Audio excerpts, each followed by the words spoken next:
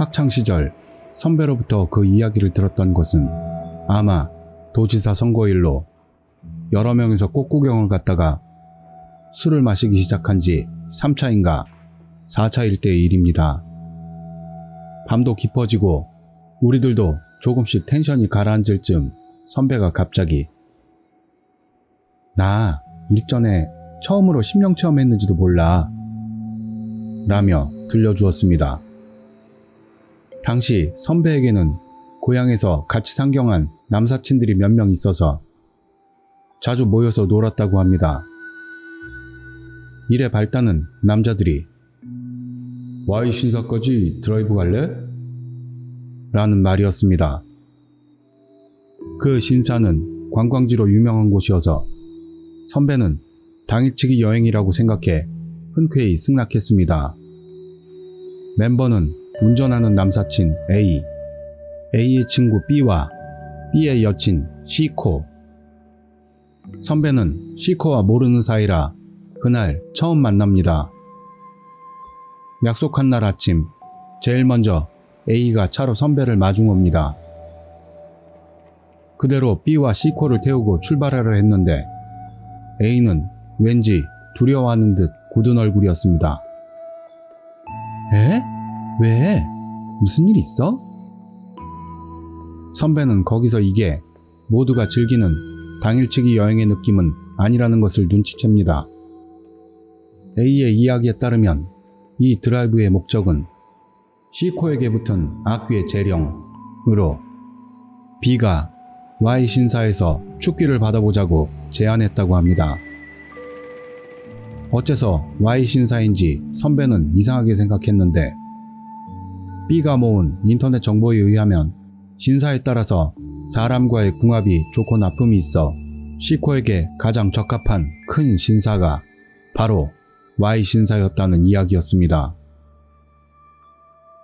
현재 C코는 정신적으로도 육체적으로도 굉장히 불안정하다는데 차로 멀리 나갈 거라면 여자가 동행하는 쪽이 여러모로 안심될 것 같아 선배에게 불똥이 튄 것이었습니다.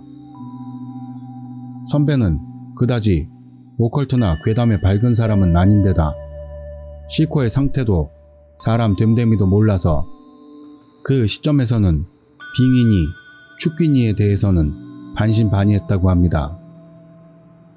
그러나 차가 B의 집에 도착하고 C코를 소개받은 선배는 한눈에 "이 사람 위험해" 라는 직감이 왔다고 합니다. C코는 옷도 머리도 화장도 의외로 깔끔하고 보통의 젊은 여자와 같은 모습이었지만 눈빛만이 묘하게 빛나고 신경질적이었으며 뭐라 말할 수 없는 위태함으로 이상한 힘을 느꼈다고 말합니다. 그래도 선배는 내심 "이 사람 심령적인 쪽이 아니고 혹시 우울증이나 그런 병에 걸린 게 아닐까? 나중에 꼭 정신병원에 가보라고 해야겠어" 라고 그때도 그렇게 생각했다고 합니다. 2시간 정도 순조롭게 차는 달리고 Y 신사에 거의 도착할 때쯤 갑자기 선배들의 차 앞으로 대형 트럭이 나타나는 사고가 일어납니다. 엄청난 경적 소리가 울려 퍼지고 급브레이크의 충격으로 선배도 C코도 일순 몸이 붕 뜨면서 앞쪽 시트로 몸이 날아갔습니다. 아슬아슬하게 충돌은 피했습니다만 심장이 벌렁거려 가라앉지를 않았습니다. 전원이 서로 "위험하잖아! 신호를 제대로 봐야지!" 라고 소리칠 때 결국 불안이 폭발했는지 C코는 크게 울기 시작했습니다. 선배는 그녀를 위로하기 위해 손을 잡고 신사에 도착할 때까지 계속 힘을 내라고 했습니다만 C코는 "역시 안 되겠어. 나 죽을 거야. 죽게 될 거야." 라고 오열하며 같은 말을 반복했습니다. 겨우 Y신사 주차장에 도착해 차에서 내리니 C코는 조금 안정이 됐는지 처음으로 밝은 표정을 보였습니다. 이제 귀신을 쫓을 수 있으니 안심이라며 B와 부드럽게 이야기하기도 했습니다.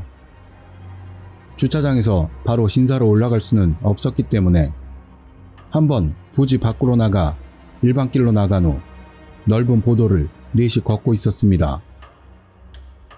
그런데 조금 걷다 보니 갑자기 C코가 발을 멈춥니다.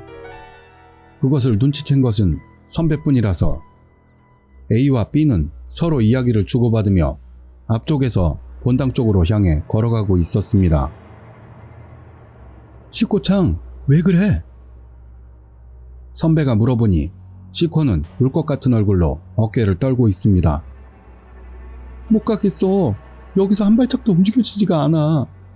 들어가고 싶은데 아무리 해도 들어갈 수가 없어. 절망한 것처럼 손으로 얼굴을 감싼 C코에 선배는 당황했습니다. 그러나 거기서 문득 눈치챈 것이 있었습니다. Y신사의 커다란 도리인은 조금 앞쪽에 있었기 때문에 잘 알아볼 수 없었는데 발 아래를 자세히 보니 선배와 C코가 서 있는 곳이 서로의 시멘트 색깔이 달랐습니다. 아마도 그것은 바로 보통길과 신사 부지의 경계로 선배는 신사 부지 쪽에 C코는 일반 도로 쪽에 서 있는 상태였던 겁니다. 그때 처음으로 선배는 소름이 돋았답니다. 왠지는 모르겠지만 그 순간부터 아무래도 C코에게 정체 모를 악기가 씌어 있다는 것이 쓸데없는 이야기는 아니라는 생각이 들었다고 합니다. 동시에 아까처럼 울면서 C코가 이제 죽을 거야 라고 반복했는데 그것은 이젠 죽고 싶어의 의미가 아니고 이제 죽임 당할 거야 라는 의미라는 것을 알고 선배는 서둘러 A와 B를 불러세웠습니다. C코 좀 데리고 가! 억지로라도 옮겨! 선배의 심상치 않은 외침에 둘은 달려 돌아왔지만 성인 남성 둘이 달라붙어도 무슨 일인지 그녀를 신사 부지 내로 끌고 갈 수가 없었다고 합니다. C코 자신도 저기로 데리고 들어가지 마! 그냥 놔줘! 라고 난리를 치기 시작해 결국 신사에서 부적을 잔뜩 사와 발길을 돌릴 수밖에 없게 되었습니다.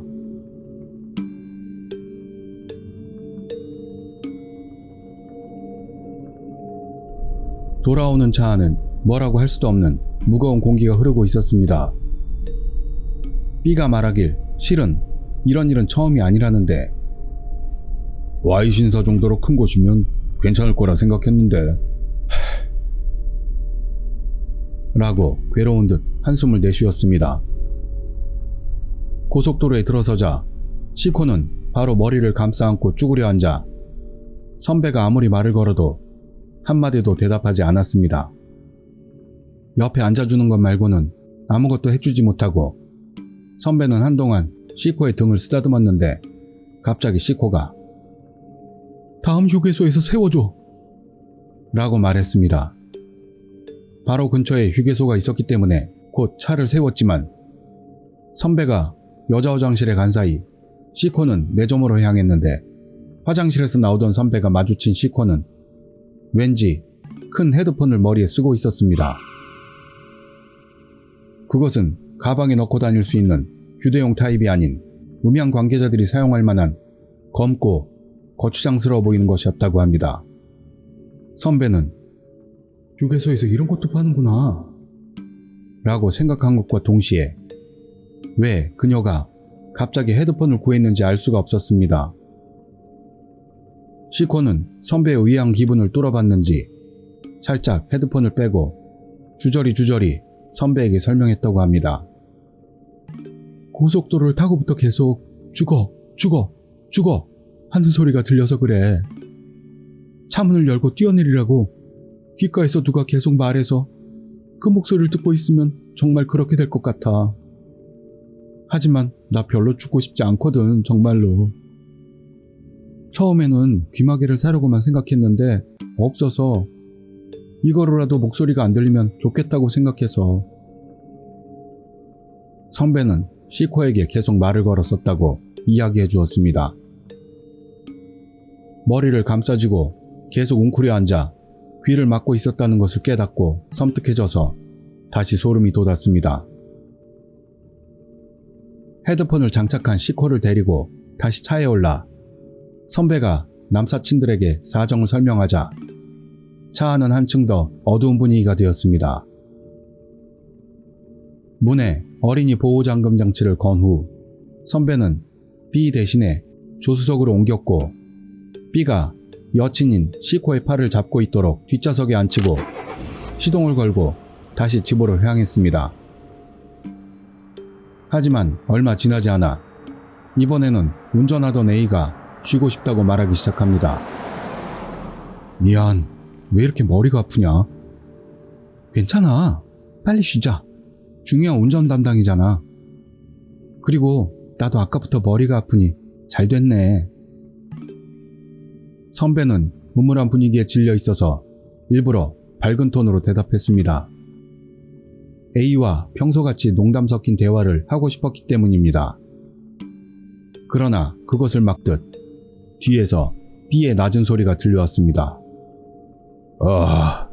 나도 머리 아파. 그냥 중얼거리는 투의 목소리였습니다만 그 한마디로 A도 선배도 입을 다물고 말았습니다. 뭔가 지금까지 없었던 느낌의 두통 아니냐? 나는 여기만 아파. 머리 이쪽만. 기분 더럽네. B는 그렇게 말하며 자기의 오른쪽 이마 언저리를 손가락으로 톡톡 쳤습니다. 룸미러를 보다가 A는 얼굴을 찌푸립니다. 난 뒤쪽 제일 위에가 아파. 실은 그때 선배도 편두통이었습니다. 머리 오른쪽 뒤, 그 위쪽만이 아팠다고 합니다. 전원이 각자의 아픈 곳을 서로 말하자 모두가 조심스럽게 차 안의 한 곳을 바라봅니다. 시코의 머리 위. 그곳에 뭔가가 있다. 선배들에게 고통을 끼치는 무언가가. 눈에는 보이지 않지만 분명히 뭔가 기분 나쁜 것이 있다고 모두가 그렇게 입을 모았습니다. A도 B도 점점 안색이 나빠오기 시작했습니다. 지금까지 시코에게만 향했던 무언가의 악의가 점점 자신들에게 향해 오고 있다는 것을 전원이 느꼈습니다. 선배는 그 후 차 안에서 보이지 않는 누군가가 계속 가까운 곳에서 바라보는 것 같은 기분 나쁜 감각이 엄습했고 현기증과 동시에 의식이 몽롱해지는 묘한 증상에도 시달렸다고 합니다. 그 후 어떻게 됐는지 제가 묻자 선배는 머리가 아팠는데 무사히 돌아와서 모두 한잔했어. 얼마 전에 근처 영매사 비슷한 사람한테 갔다는데 시코가 어떻게 됐는지는 모르겠어. 라고 다른 사람 말하듯 말했습니다. 그 후에도 특별한 이야기는 없었는지 몇 번이나 물어봤습니다만 특별한 건 없어. 라는 답변 말고는 들은 것은 없습니다. 여담입니다만 2년 전에 동급생 몇이서 모일 기회가 있어서 도지사 선거날에 모두 벚꽃놀이 갔었잖아. 라고 제가 그날의 이야기를 하자 몇 명이 그랬지. 라고 맞장구를 쳤습니다만 선배가 이런 무서운 이야기 해줬던 거 기억나? 하고 물었더니 친구들은 선배가 그런 이야기를 했었어? 우와, 되게 무섭네 그거. 라고 웃으며 마치 기억이 없는 것처럼 말해옵니다. 술에 취해 있었기 때문이었는지도 모르겠지만 나만 기억하는 괴담이라는 것도 뭔가 무서워서 이렇게 썰을 풀어봅니다. 시코는 지금 어딘가에서 건강하게 잘 살고 있겠죠?